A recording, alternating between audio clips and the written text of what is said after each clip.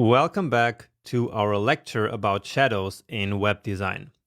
Now, shadows can play an important part in helping users figure out the relationships between parts of our designs, or we can just use them to add interesting visual details.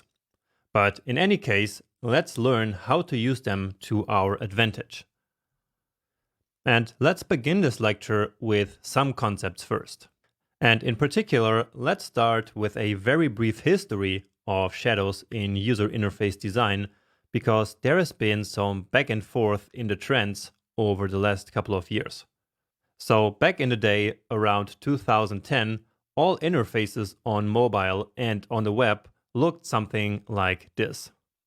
We call this skeuomorphic design, and it was full of realistic details and glossy effects, and lots of shadows.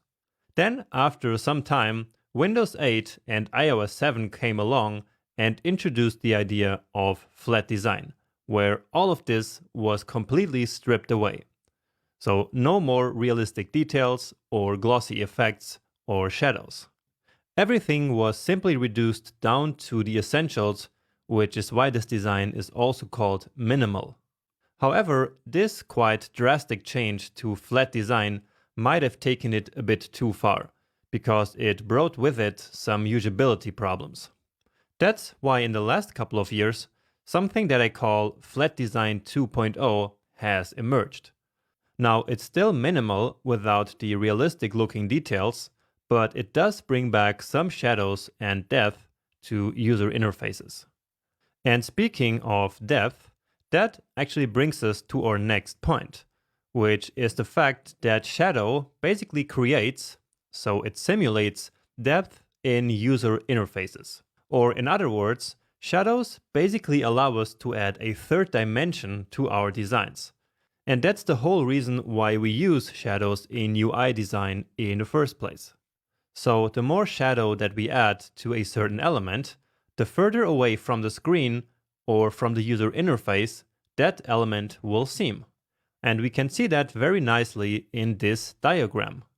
So the shadow on the left is very subtle because it's said to be only 2 pixels away from the interface.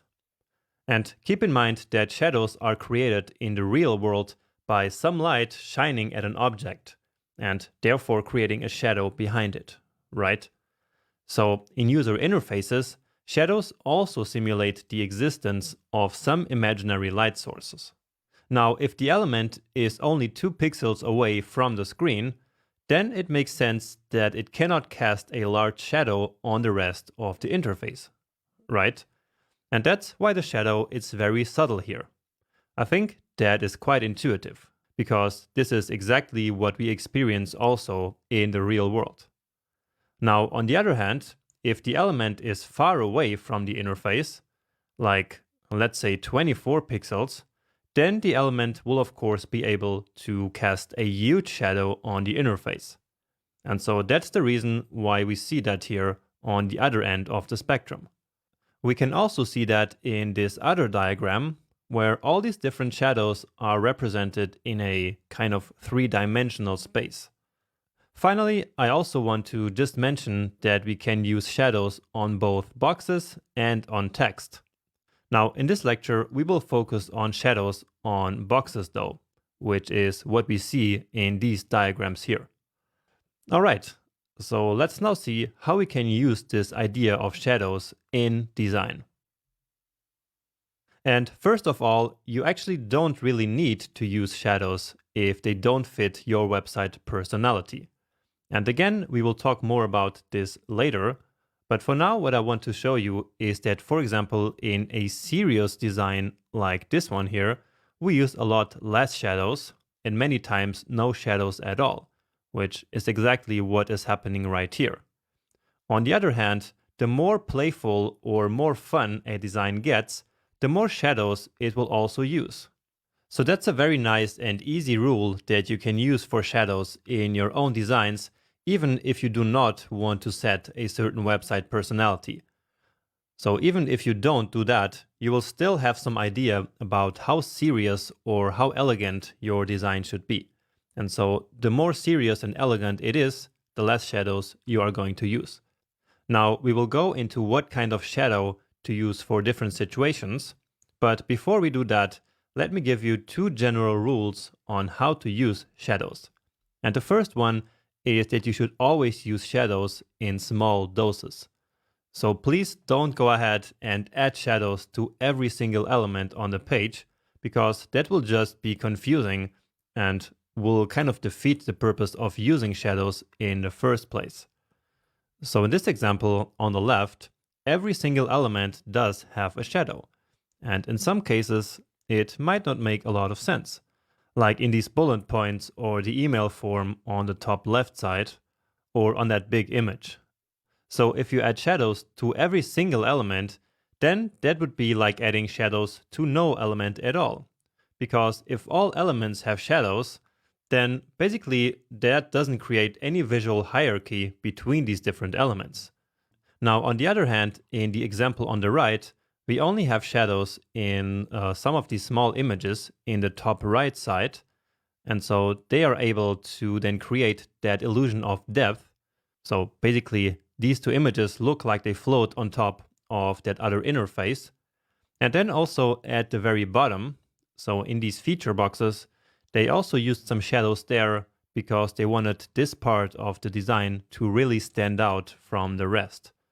So having this kind of float over the rest of the design is used in this case to really make these elements more prominent than the rest of the content.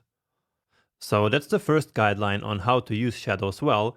And the second one is that you must go light on shadows and not make them too dark. Because like you see here on this right example, that makes the design look kind of bad, really. There is not another word that I could think of there. It really just looks bad and unnatural too. So dark shadows like these look very unnatural because they actually don't exist in the real world. And so when we then see them in a design like this, we perceive them as simply looking bad and, well, unnatural, right?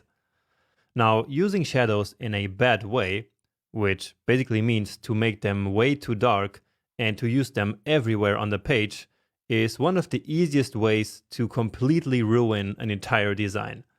And so that's why following these two rules is absolutely crucial. If you make your shadows too dark and use them everywhere, it is actually best to not use shadows at all. And so be careful when you use them and make sure to follow these rules. And of course, also the next ones. And these next ones are about when to use shadows. So we should use shadows in the right situations. And so one of them is to use small shadows for smaller elements that we simply want to stand out from the page. Or in other words, elements that we want to draw attention to. And so that's exactly what happens here. For example, notice these call to action buttons, or even these entire small forms which have the input for an email address. These are very important elements on pages because these help to actually convert users to paid customers, for example. And so these are the kinds of elements that we usually want to stand out from the rest of the content on our pages. So that is the reason why we use these bright colors on them. And it's also the reason why we then add some shadows in order to make them stand out even more. And the same can of course be true for other elements such as images, like you see here on the left and on the top right, where the shadow simply has the purpose of basically making these elements as if they are floating a little bit on top of the interface. And so that draws attention to these images because they are somehow important for the storytelling or for displaying the product that's being sold. So these are examples of when we use small shadows. So next, let's talk about medium-sized shadows that we usually use for larger areas that we want to stand out even more than these smaller elements that we just talked about. So this technique of using medium-sized shadows is used all the time to make entire sections completely float above the page. So basically to make them stand out from the rest of the page. And these two examples show that in a very beautiful way. Now, another common application of medium-sized shadows is to make cards stand out from the rest of the interface. And again, with cards, we mean something like what we see here on the left, which in this case is a product card, which contains the description of a certain product that the user might buy. And we will better define what cards are a little bit later. All right. Now, finally, we also have large shadows. And these kind of shadows we use for elements that we really want to kind of float above the entire rest of the interface. And good examples of that are navigations and pop-up windows like you see here on the right. So all these three examples have like really large shadows. And so as we learned in the very beginning, that immediately makes us perceive it as though these elements are really floating above the rest, right? So I think you can intuitively see that here in action. All right, so those are the three different types of shadows that we can use in different situations. However, we can also try with experimenting of changing these types of shadows on different situations. For example, on mouse interactions like click and hover. So that's actually a very nice example where the normal state doesn't have any shadow at all. Then as we hover over the button, we can add a medium-sized shadow, which will kind of create the effect of the button being pulled closer to the user. So towards the user as they hover with the mouse over the button. Then once they actually click the button, we can reduce that shadow, which will then create the interface of pushing that element back down into the interface. And so a very small and subtle effect like this can actually help creating a very natural feeling interface. Now, finally, let me give you just a bonus here, which is that you can also experiment with something that I call glows, which basically are colored shadows like this. So shadows don't always have to be black. And so if we give them a certain shadow, then they make the element kind of glow. So like this first button here, the red one, has a red shadow. And so that makes it look as if that button is kind of glowing, right?